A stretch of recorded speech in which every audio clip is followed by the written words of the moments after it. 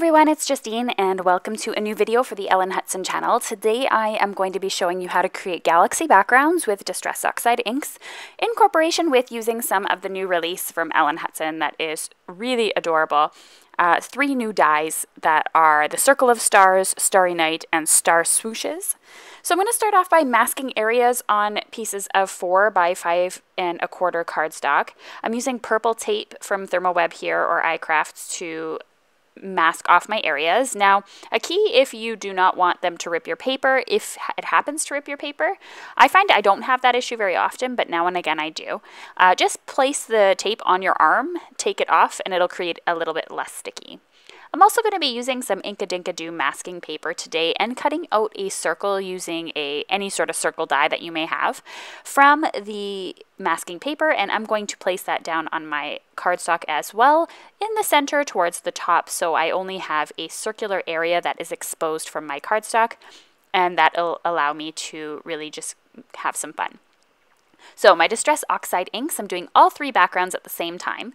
I'm starting off with some mustard seed, and you can see I'm just putting down some splotches, sort of say. I'm going in now with some spiced marmalade. So you want to pick a yellow, orange, pink, like pink raspberry. You want to have a purple, like wilted violet from the Oxide collection. I also tend to use pine needles for a dark green, chipped sapphire for a dark blue, and then black soot to cover everything when it's all done. So right now, I'm just trying my best to fill in the white space as best as I can.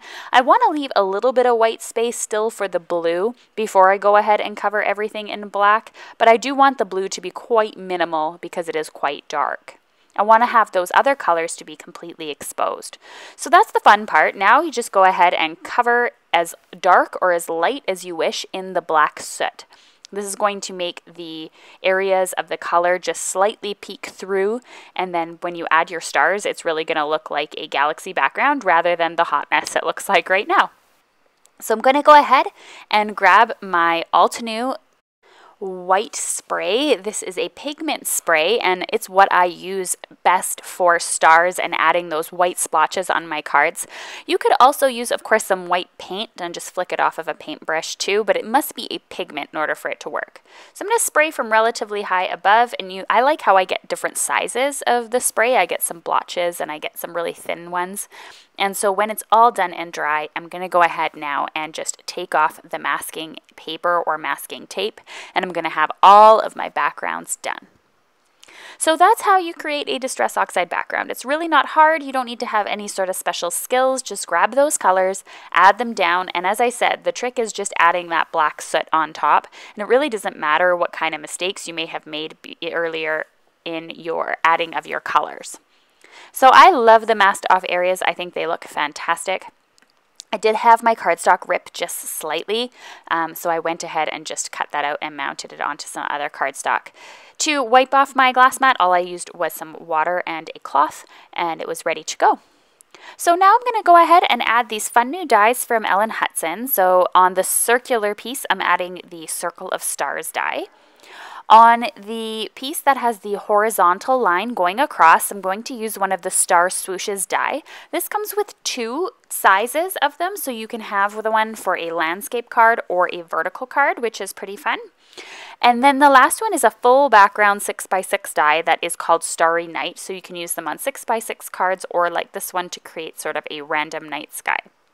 I threw those through my Gemini Junior die cutting machine off to the side here, and you can see how well those just pop right out when I use my electronic die cutting machine. They're all ready to go, and of course you could add any type of paper behind these panels. You could add silver glitter cardstock, you could add gold, you could add silver matte. It's completely up to you. You can leave them just white. It's really just up to your creativity. And I like how this one turned out, that it's kind of random all over the place, and it's super fun also. So I'm going to go ahead and add some sentiments here. I grabbed a sentiment from Altenew, and it had some stars on the stamp set. So I went through, looked, and I just loved the sentiments that came with this, like don't lose hope, because when the sun goes down, the stars come out. And then I also added this other pretty sentiment here that also had to do with stars. So what I do often when I didn't have any sentiments to go with these that I thought of, so I went through my stamp stash, found a few with stars on them, and checked out the sentiments to see if any of them related with stars. Now this one here says, "Only in the darkness can you see the stars," and I love that sentiment as well, a great encouragement sentiment.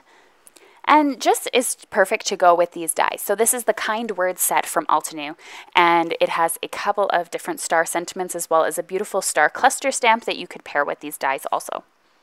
I'm now going in and stamping the sentiment here in Versamark ink so I can heat emboss it. I'm using some beautiful white embossing powder from Burtis Monroe, and I'm going to heat that up using my heat gun in order to get a pretty bold sentiment on this dark background.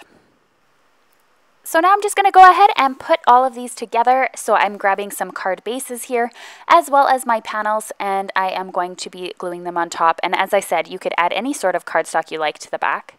I'm using some iCraft Ultra Bond adhesive, which is becoming my new favorite. I love the bottle because it's super easy to squeeze and it's quite large. So it just works really well for me. And I am adding that sentiment you can see I cut out off of white cardstock just to add a little bit of pop of white onto the card. I went ahead and added this one here with the star swooshes as a landscape style card.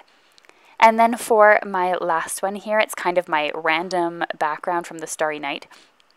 And it has stars all over the place, and I'm going to add that as well. Now this one here I probably should have added something to the back just because the white stars get a little lost, but overall I'm still happy with all three cards. So I hope you check out the new release from Ellen Hutson. It's absolutely stunning and super fun, and these cards here give you an excellent way on how to use Distress Oxides to create a galaxy, as I know the ways to create galaxies can be quite complex out in YouTube land with complicated watercolor or products or sprays, and so I thought that would be an easy method. Thanks so much for watching, everyone. Be sure to subscribe to the Ellen Hutson channel as well as check out a couple of the suggested videos below. Bye now!